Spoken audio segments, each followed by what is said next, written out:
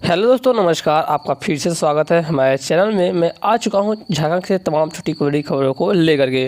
तो वहीं पहली खबर लिखकर के आ रही है, विधानसभा स्थापना दिवस समारोह का उद्घाटन आज राज्यपाल करेंगे। बता दें कि राज्यपाल द्रौपदी मुर्मू झारखंड विधानसभा के स्थापना दिवस समारोह का उद्घाटन 22 नवंबर के दिन 11 बजे करेंगी। समारोह में मुख्यमंत्री हेमंत सोरेन मुख्य अतिथि के तौर पर मौजूद रहेंगे। समारोह नए विधानसभा परिसर में आयोजित किया गया है। इसमें उत्कृष्ट विधायक, उत्कृष्ट विधानसभा कर्मी तथा वर्ष 2020 की मैट्रिक और इंटर के टॉपर छात्रों को सम्मानित किया जाएगा। इसके अलावा देश की सीमा पर शहीद झारखंड के वीर सपूतों और नक्सल अभियान में शहीद हुए झारखंड राज्य के बहादुर पुलिसकर्मियों को मरणोपरांत सम्मान दिया जाएगा। साथ ही कोरोना वॉरियर्स को सम्मानित किया जाएगा। समारोह में उड़ान पत्रिका का विमोचन होगा तथा प्रारूप समिति का प्रतिवेदन रखा जाएगा। कार्यक्रम के दौरान विधायक लंबोदर महतो द्वारा संकलित झारखंड विधानसभा के संदर्भ में परिपत्र संग्रह का आरोपण भी किया गया है। समारोह के संगठित संसदीय कार्य मंत्री अलमीरा आलम भी मौजूद रहेंगे। तो वहीं एक खबर करके आ रही है, कोल विद्रोह दिवस 11 दिसंबर को मोरहाबादी मैदान में होगा। रांची के कोल विद्रोह के 189 वर्ष पूरे होने तक वीर बुद्धू भगत समेत हजारों वीर शहीदों की स्मृति में 11 दिसंबर को मोरहाबादी मैदान में दिन के 11 बजे से कोल विद्रोह दिवस मनाया जाएगा। यह जानकारी राष्ट्रीय आदिवासी धर्म समन्वय समिति के संयोजक सह पूर्व मंत्री देव कुमार धान ने दी है। उन्होंने बताया कि इस कार्यक्रम में संथाल, उरांव, मुंडा हो, चेरो, खरवार, भूमिज, बेदिया, करमाली, लोहरा, महली, चीफ, बराड़ी समेत सभी 32 आदिवासी समुदाय के प्रतिनिधियों को आमंत्रित किया गया है। तो वहीं एक खबर करके आई है, मनरेगा कर्मियों के ईपीएफ पर मांगा सुझाव। बता दें कि रांची के वित्त विभाग ने मनरेगा कर्मियों को ईपीएफ देने संबंधित याचिका ग्रामीण विकास विभाग को भेजी है। वित्त विभाग ने ग्रामीणों के विकास विभाग से यह सुझाव मांगा है कि मनरेगा कर्मियों के ईपीएफ के लिए राशि की व्यवस्था कहां से होगी। मुख्यमंत्री ने मनरेगा कर्मियों को ईपीएफ की सुविधा देने की घोषणा की थी। इसे लेकर आदेश भी दे दिया गया था। इसके बाद प्रस्ताव वित्त विभाग के पास गया था, लेकिन वित्त विभाग ने राशि मांगने पर संचिका ग्रामीण विकास विभाग को भेजी है। यहाँ से सुझाव पर ही आगे की कार्रवाई होगी।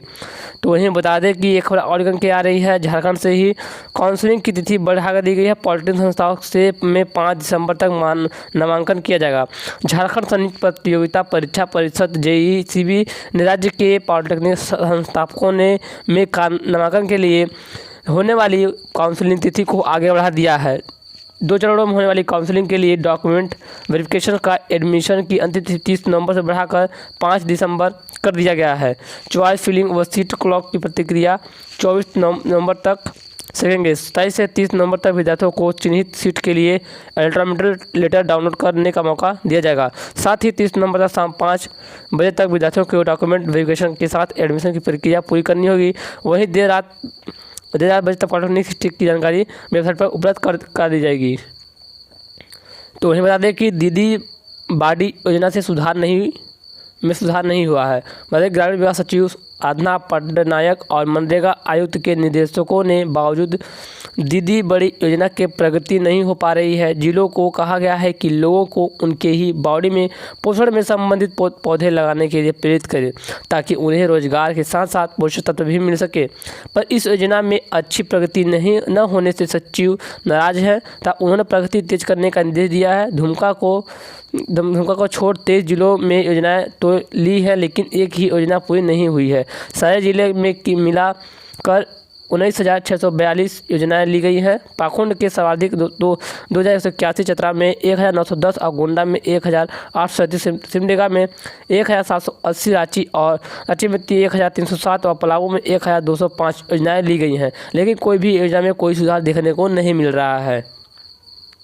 तो हमें बता दें 7 केंद्रों पर एसएससी की परीक्षा आज होगी। एसएससी पूर्व क्षेत्र में कोलकाता की ओर से कंबाइंड एजुकेशन लेवल यानी कि CGL टियर 3 परीक्षा 22 नवंबर को होगी। परीक्षा के लिए रांची के 7 परीक्षा केंद्र में चिन्हित किए गए हैं। 1 घंटे की परीक्षा प्रथम पाली में सुबह 10 से 11 बजे तक संचालित होगी। केंद्र को कदाचार मुक्त करने के लिए पुलिस पदाधिकारियों के साथ अधिकारियों की नियुक्ति हो चुकी है। परीक्षा के दौरान केंद्र के आसपास भीड़ न हो वह विश्वविद्यालय व्यवस्था बनी रहे, इसके लिए अनुमंडल दंडाधिकारी सदर रांची की ओर से 22 नवंबर को परीक्षा केंद्रों के 200 मीटर के दायरे में सुबह 7 बजे से दोपहर 2 बजे तक निषेधाज्ञा प्रभावी होगी। तो वही एक खबर कही है, बिना विलंब शुल्क के कल तक जमा होंगे फॉर्म। मतलब कि मैट्रिक व इंटर परीक्षा 2020 के परीक्षार्थी 23 नवंबर तक बिना विलंब शुल्क के पंजीकरण फॉर्म जमा कर सकते हैं, जबकि विलंब शुल्क के साथ फॉर्म 27 नवंबर तक जमा किया जाएगा। जिला शिक्षा पदाधिकारी 24 नवंबर तक बिना विलंब शुल्क के 28 नवंबर तक विलंब शुल्क के साथ जमा फॉर्म को सत्यापित कर सकते हैं। इसके अलावा 9 व 11वीं की बोर्ड परीक्षा 2021 के लिए भी परीक्षा फॉर्म बिना विलंब शुल्क के 23 नवंबर तक जमा कर सकते हैं।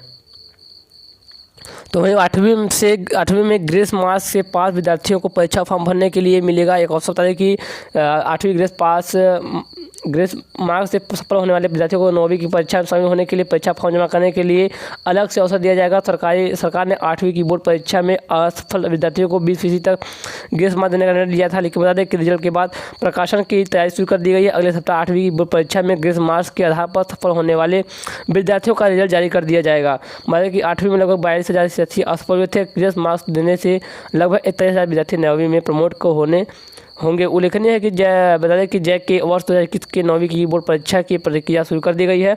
9वीं की परीक्षा के लिए विद्यार्थी बिना विलंब शुल्क के 23 नवंबर तक परीक्षा फॉर्म जमा कर सकते हैं। तो वहीं एक खबर करनी है पारा शिक्षकों को लेकर के। बता दें कि नियमितीकरण पर विचार नहीं कर रही है सरकार। बता दें पारा शिक्षकों को स्थायी करने पर विचार नहीं करेगी। हाई लेवल कमेटी सिर्फ अनुबंध कर्मियों की रिपोर्ट बनाएगी। विकास आयुक्त की अध्यक्षता वाली हाई लेवल कमेटी पारा शिक्षकों, आंगनबाड़ियों, सेविका और आउटसोर्सिंग कर्मियों की सेवा शर्तों और नियमितीकरण पर विचार नहीं कर रही है। बता दें कि कर्मचारियों को नियमित विचार नहीं कर रहेगी। यह कमेटी सिर्फ अनुबंध कर्मचारियों को नियमित करने और सेवा शर्तों में बदलाव की रिपोर्ट तैयार करेगी। कमेटी की बैठक में यह सहमति बनी है। इस बारे में सभी विभागों के प्रधान सचिवों और सचिव प्रमंडलीय आयुक्तों और डीसी को पत्र के माध्यम से जानकारी दे दी है। उसी आधार पर 15 दिन में रिपोर्ट भेजने को कहा है। कमेटी ने यह सुझाव दिया है कि आउटसोर्सिंग और सरकार द्वारा संचालित विभिन्न सोसाइटी में कार्यरत कर्मियों के बारे में योजना सह विभाग रिपोर्ट तैयार करे तो यह उचित होगा। इन 3 बिंदुओं पर मांगी गई है रिपोर्ट। बता दें कि ऐसे कर्मचारी जो केंद्र या राज्य प्रायोजित योजना को छोड़कर अनुबंध पर कार्यरत हैं, उनका विवरण फॉर्म 2 में दें। केंद्र या राज्य प्रायोजित योजना के तहत अनुबंध कर्मियों का विवरण फॉर्म 3 में दें। सभी डीसी ऑफिस की पूरी रिपोर्ट राजस्व, निबंध एवं भूमि सुधार विभाग देगा। वहीं विभागों के क्षेत्रीय कार्यकालों की पूरी रिपोर्ट संबंधित प्रवासी विभाग देंगे। तो बता दें कि इन सभी तीनों बिंदुओं पर प्रकाश डाला गया है। अगर तीनों बिंदुओं में सभी चित हैं तो नियमितीकरण करने के लिए विचार किया जा सकता है। तो वहीं एक खबर गई है अल्पसंख्यक छात्रवृत्ति घोटाला को लेकर की। केंद्र सरकार के बड़े कड़े तेवर। नीतीश हर संस्था और छात्र का करे भौतिक सत्यापन, तब देंगे छात्रवृत्ति राशि। बता दें कि झारखंड में डीबीटी अल्पसंख्यक छात्रवृत्ति घोटाले को देखते हुए केंद्र ने राज्य सरकार को स्पष्ट कर दिया है कि प्री और पोस्ट मैट्रिक छात्रवृत्ति राशि अब मुकम्मल जांच के बाद ही दी जाएगी। अपने आदेश में केंद्रीय अल्पसंख्यक कार्य मंत्रालय ने कल्याण विभाग को कहा है कि वैसी राष्ट्रीय संस्था जहां अल्पसंख्यक छात्र पढ़ते हैं उनके और हर लाभुक छात्रा के भौतिक सत्यापन फिजिकल वेरिफिकेशन के बाद छात्रवृत्ति दी जाएगी। इस आदेश के बाद विभागीय सचिव अमिताभ कौशल ने राज्य के सभी डीसी को पत्र भेजा है। इसमें कहा गया है कि लाभुक संस्थाओं उनके दस्तावेजों और आवेदकों का फिजिकल वेरिफिकेशन जरूरी है ताकि दोबारा छात्रवृत्ति घोटाला को अंजाम न दिया जा सके। साथ ही 31 दिसंबर तक जांच रिपोर्ट भी मांगी गई है। बता दें कि वर्ष 2019-20 में अल्पसंख्यक छात्रों को दी गई राशि में फर्जीवाड़ा हुआ था। तो बता दें कि 7,61,000 किसानों की ऋण माफ़ी प्रक्रिया तेज हो चुकी है। किसानों के केसीसी बैंक अकाउंट को आधार से जोड़ने का आदेश दिया गया है। राज्य के करीबन 7,61,000 किसानों के कृषि ऋण माफ़ी की प्रक्रिया तेज हो गई है। कृषि मंत्री बादल पत्रलेख ने कृषि अधिकारियों को निर्देश दिया है कि झारखंड के कृषि ऋण माफ़ी योजना का लाभ दिलाने के लिए वैसे किसान जो अल्प कृषि लोन लिए हुए हैं उनके किसान क्रेडिट कार्ड और बैंक खाते को जल्द आधार से लिंक कराएं, केवाईसी पूरा कराएं ताकि कृषि लोन को माफ़ कर दिया जा सके। 1 महीने के अंदर जिला व प्रखंड स्तर पर सभी किसानों को ऋण खातों का सत्यापन कर संबंधित बैंक द्वारा करा लिया जाता है। बताते हैं चले कि चालू वित्तीय वर्ष में 2000 करोड़ रुपए की योजना संबंधित फाइल ऋण माफी के लिए किसानों की लिस्ट बनाई जा रही है। राज्य में पिछली सरकार के कार्यकाल 1 अप्रैल 2014 से लेकर 31 मार्च 2020 के बीच कर्ज लेने वाले 7,61,869 किसानों का कर्ज माफ़ किया जाएगा। तो दोस्तों यही थी कुछ आज की ताज़ा खबरें जो कि झारखंड की तरफ से आ रही थी। तो हमें उम्मीद है कि ऐसा खबर पाने के लिए हमारे चैनल को सब्सक्राइब ज़रूर कीजिएगा, क्योंकि मैं रोज़ाना ही आप सबके लिए ऐसे ही खबरें लेकर के आते रहता हूं। तो फिर मिलते हैं नए साथ के लिए इस खबर को लोगों के पास शेयर कीजिए, लाइक कीजिए। तब तक के लिए जय हिंद।